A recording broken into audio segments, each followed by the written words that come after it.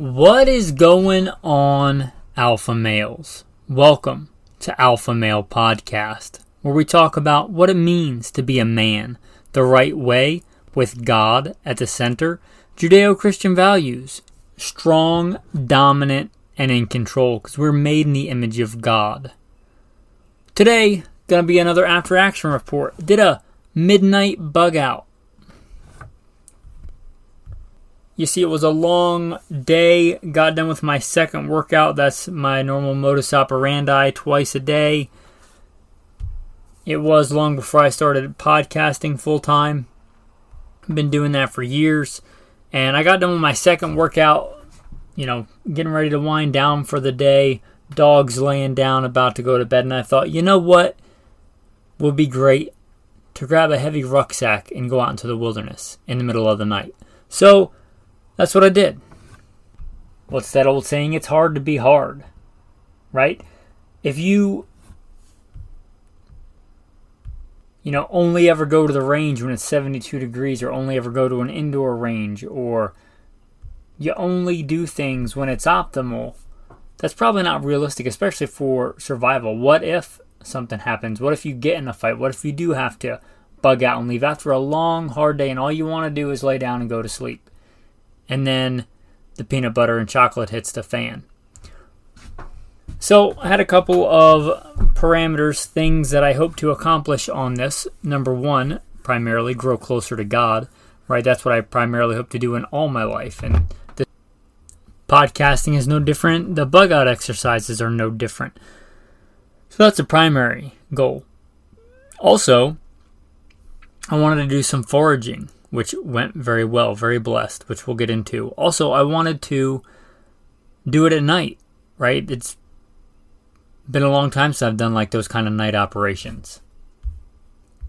As you might imagine, in the Marine Corps, or as the commander of a tactical team, we did a lot of night stuff, a lot of night ops. It's good to stay sharp on that kind of stuff, right? It's different doing it at night. There's a lot of things that are different, which we'll get into. But that was one of the goals. Night movement, see what the difference was. The unique challenges of a backcountry, bug out at night. Also do quite a bit of foraging. And as always, grow closer to God. And I took some notes. So gather around if you want to be part of this after action report. Maybe grab a drink.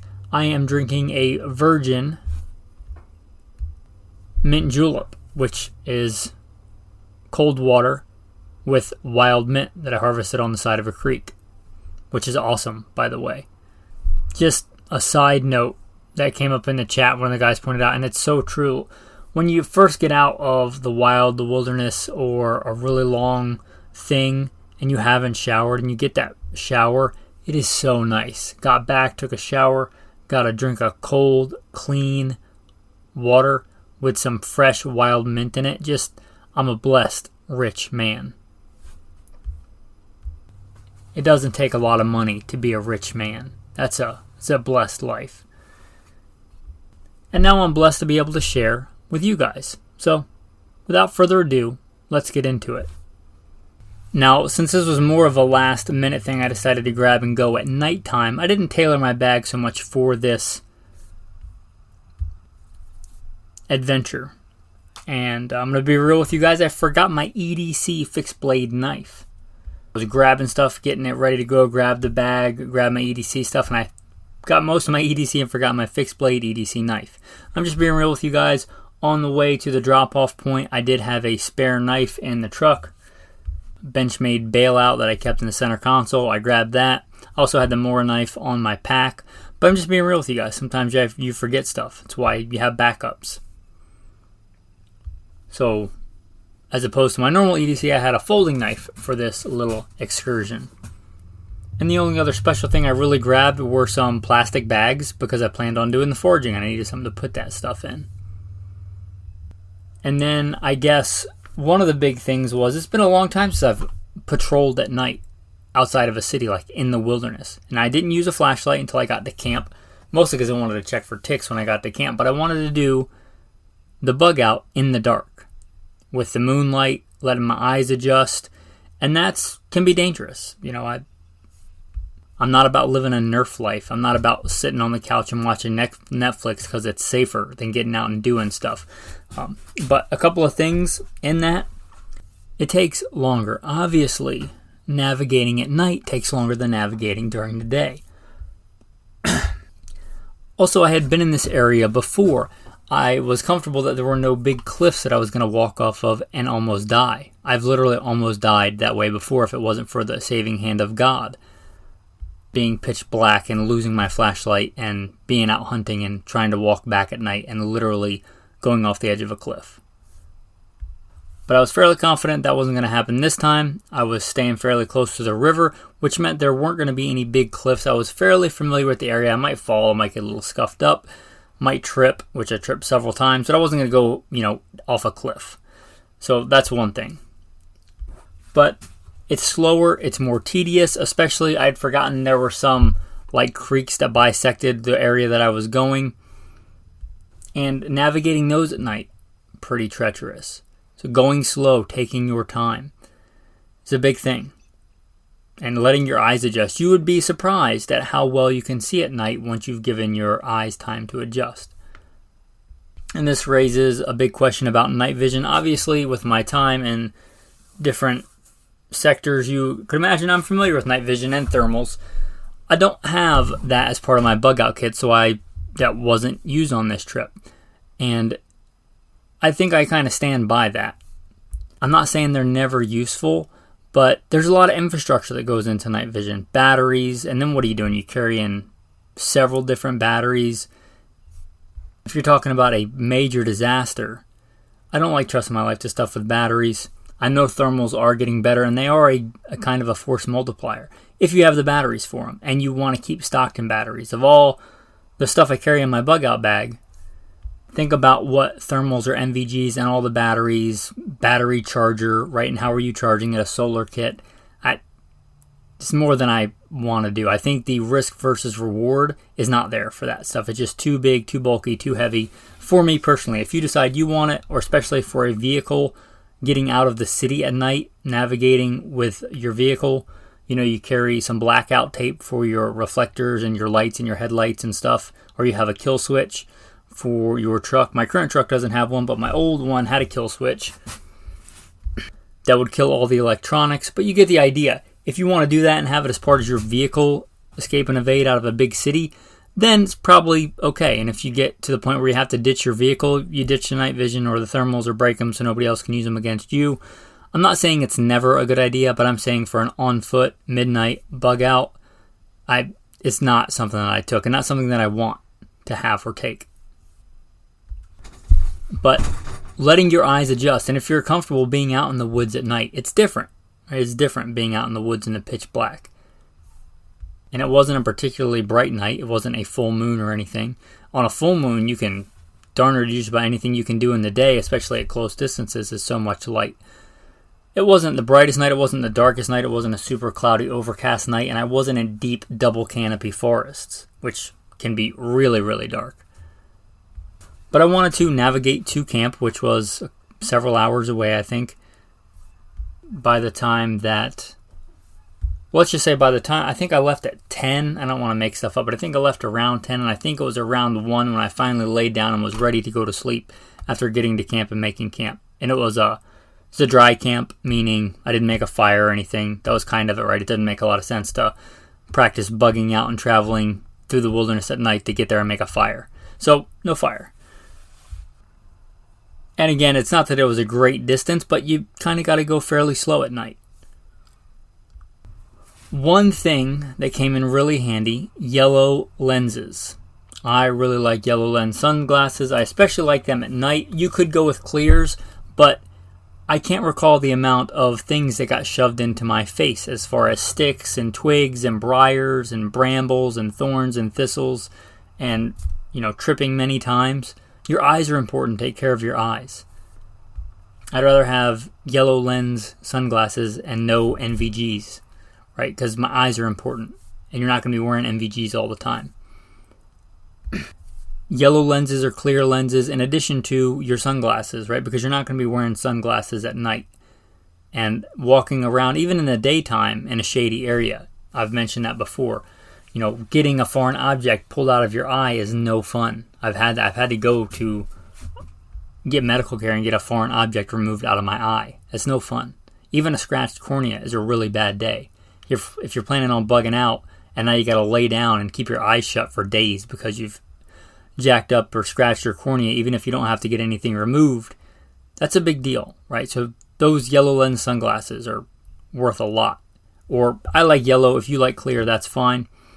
And on the lenses, something I miss from my old Marine Corps days, back when the high-speed EDC light to have was a mini mag light, which is so, especially the traditional one, so less than, bigger, bulkier, not as bright as the flashlights we have today.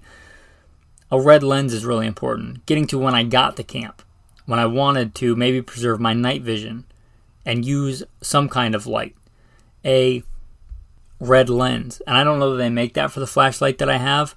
Just a simple small red lens is really nice to have. It's something that I don't have. I should probably see if I can find a real cheap red lens.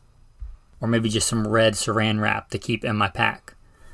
You can do the trick, depending on how bright your flashlight is and how big it is, where you use your thumb or use one of your fingers, and you can make your own red lens via your blood in your body, which I did. But that red lens would have been nice, especially getting camp set up so I didn't ruin my night vision.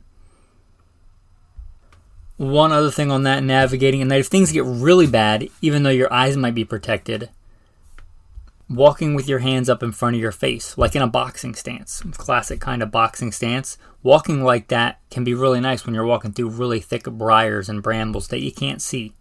In addition to, because even if you have that eye protection, stopping your face from getting all scratched up and bloody is a good thing too. So walking like that for a while. We got to camp by a river, and I planned on camping where a river and a creek come together. And this came in really handy because 2 is 1 and 1 is none. It's a beautiful, clear river that I've drank out of many times. But I got there and got down to the river, and there was a very, very large dead half-eaten salmon, which tells me a couple of things.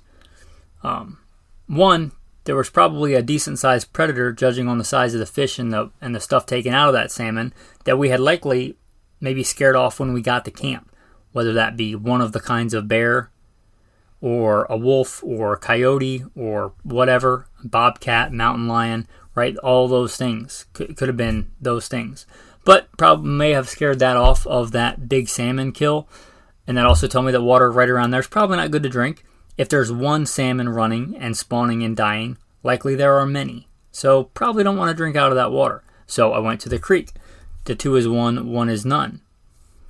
That creek was too small for there to be salmon running up and spawning in it, but big enough to get a decent amount of water. So I had that water source. It was a little bit farther hike from where we set up camp, but at least I had that option. I didn't have to drink some dead, smelly salmon water. So on multiple water sources. You work with what you have, but if you can have multiple water sources, that's a good thing. If you can get to or plan a camp where a creek comes together, where it bifurcates, where 2 streams come together.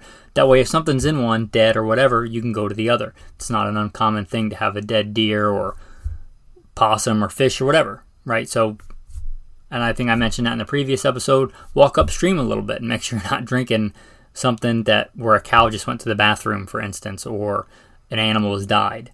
That's important. Having that backup water source is important. Next on foraging. Foraging, by God's grace, God provides, went very well. Picked some wild onions and barely put a dent in that field, that one field of wild onions. Picked a bunch of wild onions so I could bring them back. My wife really likes onions. Also, giant patch of peppermint, which I harvested quite a bit of. And sadly, it was really hot, so it mostly withered, which is fine because I can eat dry peppermint. That's good too. But it was so hot that a lot of that, by the time I was able to get out of that area and back to civilization, it had wilted. Still good, still dried peppermint, but smelled so good. But I got a bunch of peppermint, been munching on that the last couple of days. I should mention a couple of days. I recorded the first part of this and then Sabbath hit, so I stopped. and now Sabbath is over, so I'm recording the rest of it. But that peppermint was delicious. Also harvested some chicory. Ate some chicory on the way back, and I got some chicory root, which I would like to make. I guess you can't call it coffee because it's not made from the coffee plant, but you make a coffee-like drink with chicory root roasted. I'm looking forward to that. So harvesting and foraging went very well. Also got to practice some making camp, setting up a poncho hooch, which is kind of my go-to for backcountry living. The time that I set it up this time, I found a fork in a tree. I grabbed a big, smooth log of driftwood, drug it over, threw it in the crook of the tree, draped the poncho hooch over it, made some knots, made some toggles, cinched it down, and by that time, again, it was around probably 1 a.m. And Alexander Hamilton and I laid down. We were both pretty on edge. Ham seemed to be wary of something. And again, I'm not going to pretend to know what that was, but something, because he's not usually like that. So he was pretty on edge. Took us quite a while to be comfortable enough to go to sleep. But we went to sleep. Got a serviceable amount of sleep. It was a bit chilly, even in the middle of summer. But here on the Idaho, not that far from Canada and Montana, got fairly chilly at night and really hot the next day. But camp went well. No real issues there. Foraging was a blessing. Prayer was a blessing. And on that, I guess one of the big reasons I wanted to do this one, I've been doing some pretty consecutive wilderness backcountry trips. And I thought it would be good for most common things used, most common skills used. Kind of that were used a lot. Maybe a piece of kit that was used a lot, but mostly skills that were used a lot. Okay, number one, probably no surprise, prayer. Prayer is important. As your spirit prospers, so does your soul and your mind and your body. If you don't have a restful, peaceful, courageous spirit, you're probably not going to be restful and peaceful anywhere, whether that's the wilderness or a cubicle. Right, so that piece is important. Prayer, communicating with the Almighty, the one who made you and knows you, that's the most important. Growing closer to God. Prayer, Bible reading, yes, even in the backcountry. It's not that hard to have a Bible. Also, it comes in really handy to have several verses memorized that are your go-to verses. Keep you motivated, keep you going when you don't have time to stop and read, or you just want to remember a favorite verse. Remember that you are in God's creation and He created everything. And the fact that you get to experience it is a blessing, and just how great God is. When you do get out of that cubicle and into nature, and you remember Psalm 19, the heavens declare the glory of God, and the firmament shows us His handiwork. This is the beautiful, beautiful things that God creates. And don't worship the creation, worship the Creator. But He makes so many beautiful things. And just knowing that you can trust Him and rely on Him in whatever environment, that's a life skill that transcends preparedness and defense and all that stuff. And very far down the list after that, some other skills that come in really important. Thermal regulation.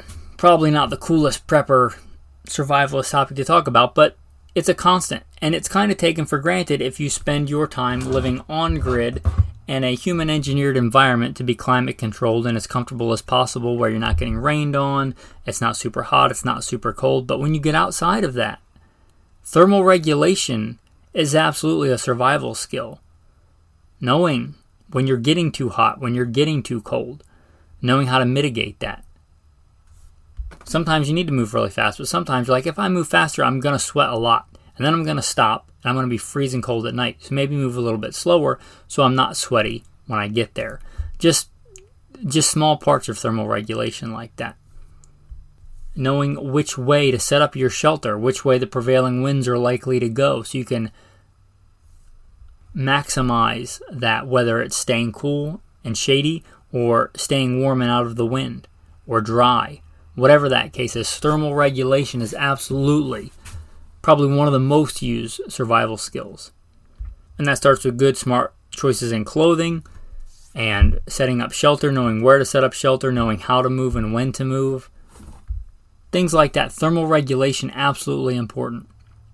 Another skill is absolutely important that I think is often not talked about, again, because it's not the coolest. It's not the ultra tactical, micarta handle, super steel, or next hot optic that you need, but foot care. Foot care is important. Right? If you want to be able to bug out, if you want to be able to fight, if you want to be able to locate, close with, and destroy the enemy, or repel an enemy assault, or if you want to do any of that, if you want your hands to be able to do a job, your feet have to get you there. Your feet have to get you there. So foot management. Again, I've been doing these fairly consecutively. My feet are a little beat up. I'm going to be honest. I got a pretty decent sized cut on the bottom of one foot. I got some pretty good hot spots and foreign objects removed out of my foot. Foot care is absolutely important. And it might be a minor inconvenience if you're going back and you get a foot infection or bloody feet. But if you don't have that, if you don't have antibiotics, if you don't have time to stop, and you don't mitigate that, if you don't nip it in the bud, and you end up with really gnarly, nasty, that could literally be a mortal type wound. Staying on top of that, staying vigilant about that, putting duct tape on that hot spot before it turns into a bloody, nasty blister. Pulling that foreign object out and taking care of it before it becomes a major problem. Knowing what kind of socks to wear, what kind of socks not to wear. When to lace up your shoes really tight and when to not lace them up so tight. What kind of terrain dictates what kind of tension you're going to have on your shoes, all that kind of stuff. Again, not the coolest thing, but infinitely practical. Right? Infinitely practical. Foot care. If you're talking about bugging out, if you're talking about really anything tactical, your feet. Foot care, super important. I'm not going to lie, usually I just use duct tape, but if you want to use moleskin and stuff like that, that stuff, having and knowing how to take care of your feet is a skill that you're probably only going to acquire if you actually get out there and do and ruck and get some injuries to your feet and know how to fix them. But it's absolutely a skill. Talk to any infantryman in the U.S. Marine Corps, the U.S. Army, Cavalry Scout, forward observer, whatever, and I bet they'll tell you, yeah, foot care is a thing, and it's an important thing. The next one, unless you plan on carrying several days of water or enough water for your entire bug out, water procurement. Right? I will plan my routes around where I can get water, where I think I can get water. But water, being able to harvest water, being able to treat water, knowing, I guess, your own gut and what kind of water you can handle and what kind you can't. And I'm not going to lie and act like I don't just drink out of streams and stuff without purifying water. I'm not telling you should do that, but let's just say there's water that I'll drink without purifying it, and there's water that I'll purify to drink. But water treatment, water purification, making your own water filters, knowing whether you want to treat it with tablets or you want to filter it, and you might think, oh yeah, I'm just going to drink out of a life straw. Well, get super dehydrated and see how long it takes to get enough water to, let's say, drink a gallon of water through a life straw. And you might decide maybe that's not the best option, or maybe I should have another option if I want more water. Right? So water procurement is absolutely a skill that you should have. And again, not just I'm just gonna, because I'm just gonna may not work out the way that you think. I started out with the life straw. I tried that for a while and I quickly moved away from it to other things because I know what works and what doesn't really work for me. I'm not saying life straw is a junk thing, but I kind of have a system now that I generally like and go to, but I know that because I've developed it. My system may not be the best for you. But water procurement is absolutely a skill. The next one I've used so many times. Knots. This is something I've taught over the years to people that I've been in contact with. I would teach it to my guys on a tactical team. There are many uses for knots, urban and rural. But you should know knots. And not just like how to tie your shoes. That's a knot, and you should know that knot. Hopefully you can tie your own shoes. But good go-to knots. And the right knot for the right situation. Not just tying a bunch of overhand knots until you think it's going to hold. But like knowing when to tie a proper bowline. Knowing how to tie a bowline. Knowing how to tie it 2 different ways. So that in case you can't tie it one way, you can tie it the other. Right? But a bowline knot. A post hitch. For making toggles, for tent stakes, for things like that, where you just want to be able to pull it and get it undone and leave.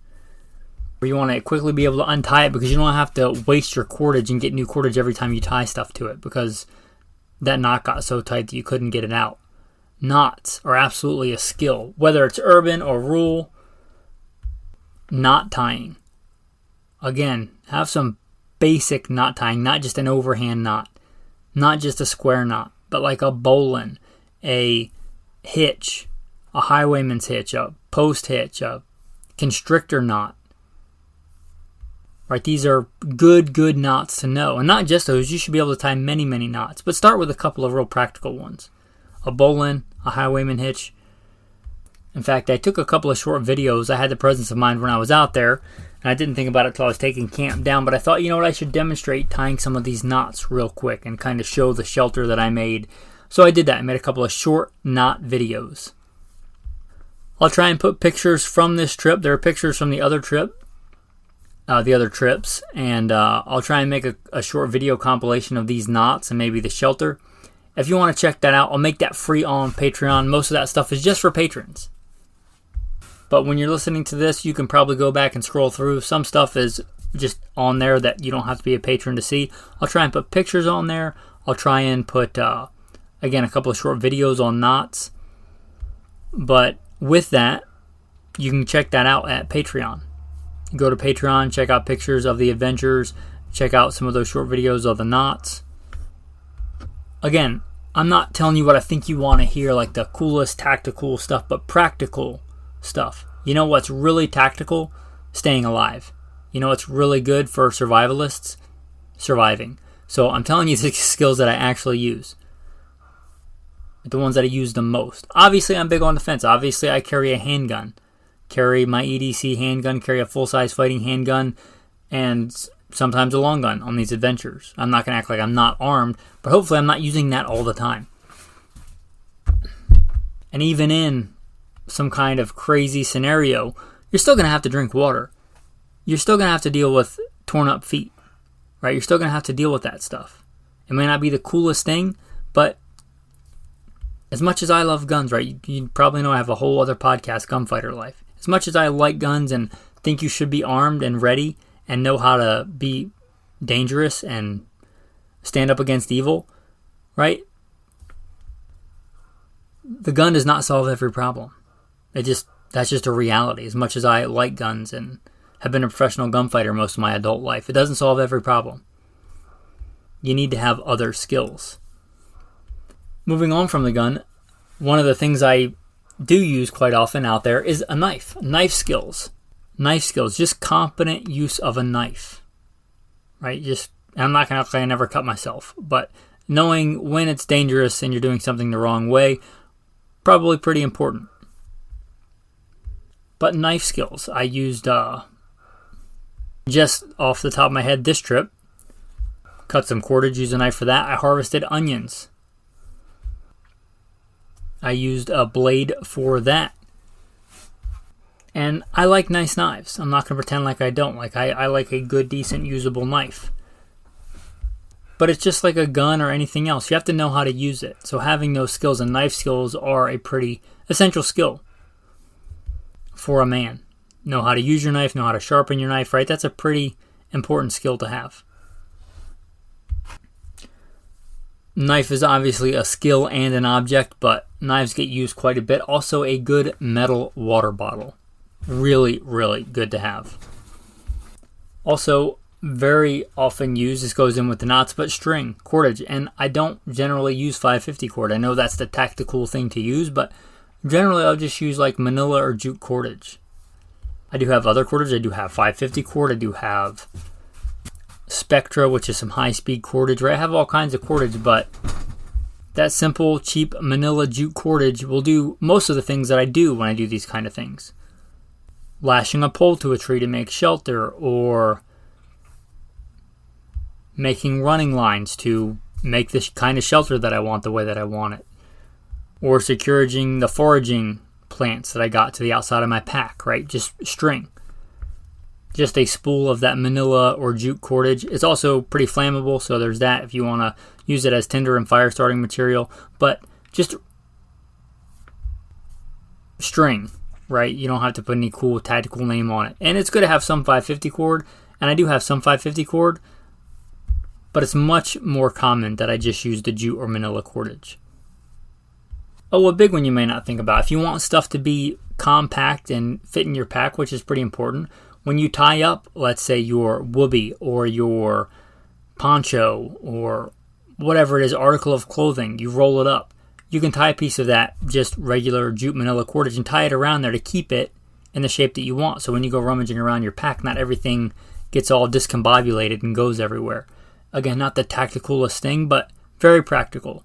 Have a couple of pieces of that, and if you've got a giant spool of it and it's cheap, you're not going to worry about it.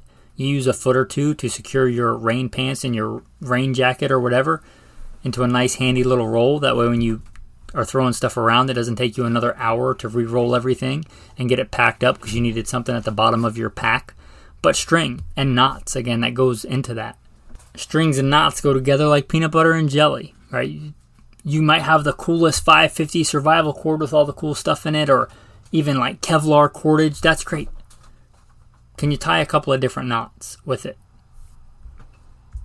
Those things go together. So have both. Have the thing, right? Because cordage is pretty hard to make. Not that you can't do it, but I have made cordage. It's kind of a pain in the butt, to be honest. It's so much easier just to have it. And maybe have the skill if you need to sometime make it. But it's so cheap and affordable to have good cordage. So have that, have the thing, but have the skill and know how to use it. Know how to lash poles together. Know how to tie knots. But a really practical, useful survival skill. Another big one, duct tape. I use duct tape a lot. I use the duct tape a lot on my feet, on my shoes, on things on just miscellaneous gear. But duct tape, I use it a lot. I use it so much I'm probably going to up the duct tape amount in the backpack. But good duct tape. You might want to consider, and this is something I might change, instead of just a little thing of duct tape here and there, maybe having a bit of it and having it in different colors. Like I have some in red. You might want some in like a bright color, and you might want some in some camo for obvious reasons. Sometimes you want stuff to be visible. A real easy thing, like kind of a pro tip, if there's something you keep setting down, like your flashlight or a knife when you're doing stuff, you can just quickly tear off a piece of bright orange or chartreuse or red duct tape, right, and put it on that thing. That way when you set down your tactical camo flashlight, you don't lose it in the leaves and spend 20 minutes trying to find it.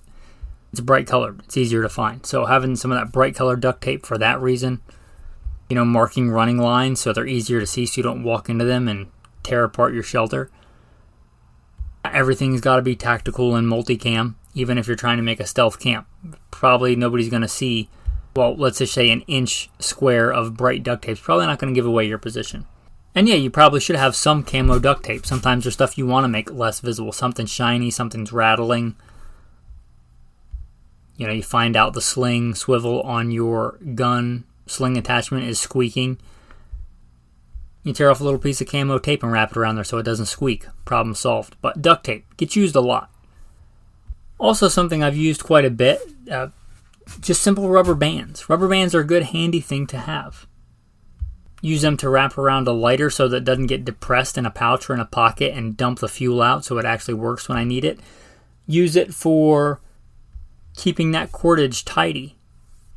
Like I'm looking down right now at some cordage with a rubber band around it. And yes, I can tie the fancy lashing and make it look all nice, but if I'm using cordage throughout the day, I don't want to have to waste the time doing that every single time, right? I'm not trying to post cool pictures on Instagram of how tidy my hank of cordage looks, right? If I can just throw a rubber band on that, twist it around once, and it keeps that in a bundle, and I'm going to be using it often, it's just a nice, simple thing to have.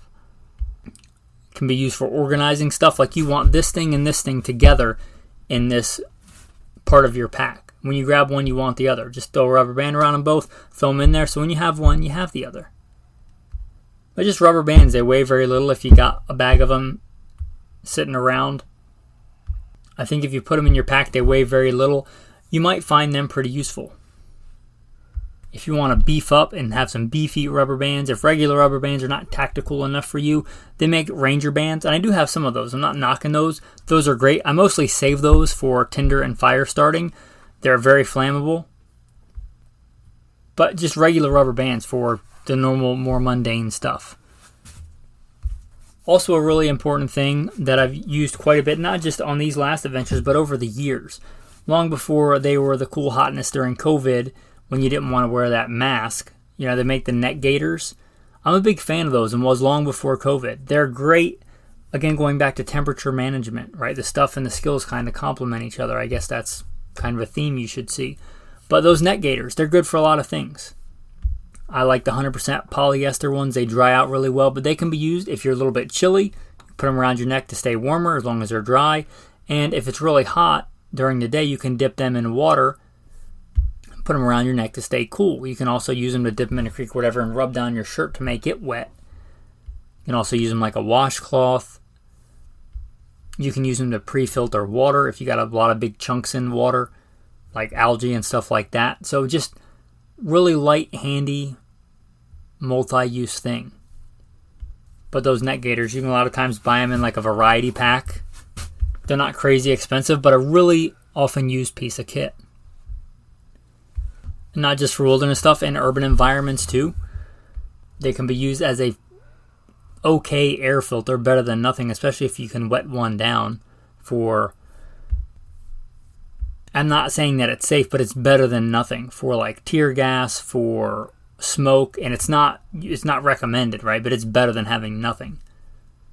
Especially one that you can wet really easily is better than just trying to pull a t-shirt up over your face. Good for all kinds of things. It's just a multifunctional, simple, easy, lightweight thing to have that I think you'll probably use quite a bit. Just some really practical, often used bug out stuff, kit, and skills. Anyway, with that, I want to say thank you for listening. If you enjoy this podcast, if you found anything in it of value, whether that's entertainment value or actual like practical application value, inspiring to get out there and do, or things you need to add or maybe don't need in your stuff, any of that, consider supporting, right? Hopefully you value knowledge as much as the next shiny thing you're going to put in your Amazon cart. Hopefully you appreciate that. Hopefully you appreciate this. Time is a precious resource. Time is valuable. If you gave me some of your time, I am humbled. I hope you'll consider also supporting by becoming a patron. The reason you're able to get so much content by God's grace and much better than it used to be is by doing this full time. And that's a blessing. You should know that everything I do is by God's grace, and I'm thankful to God that He allows me to do this, and I'm thankful to the patrons, and you should be too, because they step up and support. And if you want to man up and be an active part of the tribe instead of just a casual listener, again, consider becoming a patron. Should be a Patreon link in the show notes. And again, go there and check out. I'll put up some pictures, maybe some short videos on knots. If you scroll down quite a bit, I think there's some other pictures from the other adventures. You might find those helpful. But consider going to Patreon. Anyway, for staying tuned through all that, I want to say thank you. Sincerely, thank you. I am truly humbled that you listen. And if you're one of the tactical guys, realize I get it, right? I'm looking at the recording studio now, which is a weight rack with my SIG 226 and my M17 next to me and a couple of knives, right? I get it. And you want to hear about the tactical stuff. How about a tactical tip of the day? Talking about handguns. If you're hardcore into handguns, you're a hardcore handgunner. Talking about blisters on your feet, you may likely get blisters on your hands if you shoot a lot. One of the real common ones, especially with Glocks, because let's face it, they have ergonomics kind of like a 2x4. they can really give you a pretty good blister callus on your support side index finger where it gets shoved up there if you want, especially if you want a high, firm grip. Unless you're shooting competition or you just don't like altering your guns at all, because some divisions that might put you in a different class if you alter the gun like this. But for most just people that are hardcore handgunners, may consider taking a round file, a round gunsmithing file, or probably not a bastard file, probably something less aggressive than that, but just a normal rounded file. When you're in your firing grip, mark where those two fingers that are up against the trigger guard contact the trigger guard. When you have been doing your dry firing, you get a really good shot when somebody's around. Like that felt like a really good shot, and you have that grip, you hold it there and say, hey, can you mark my fingers? And mark the gun, right? Take your Sharpie, mark the gun. Even on a black Glock, you can see a black Sharpie, it's kind of shiny. And mark where they contact. Once you can repeat that a couple of times to make sure, yeah, that's a good grip. And then you got the marks on the Glock. And then you take that file, you can use a Dremel, but if it's your first time, maybe be a little bit gentle. I'm not saying I don't take a Dremel to guns, I certainly do. But if it's your first time modifying, just take that rounded edge file and take off a little bit. Round the edge a little bit. Just take off that sharp 90-degree edge on that trigger guard if you're getting a hot spot or something there. If you want to go super aggressive, you can even let you get a little bit higher grip on the gun. But to start, maybe just round that edge out a little bit and then shoot a little bit and see if you like that better. But rounding the bottom of that trigger guard, you see that in a lot of custom guns anyway, or if you get a custom grip done. You usually see that as like a service offered.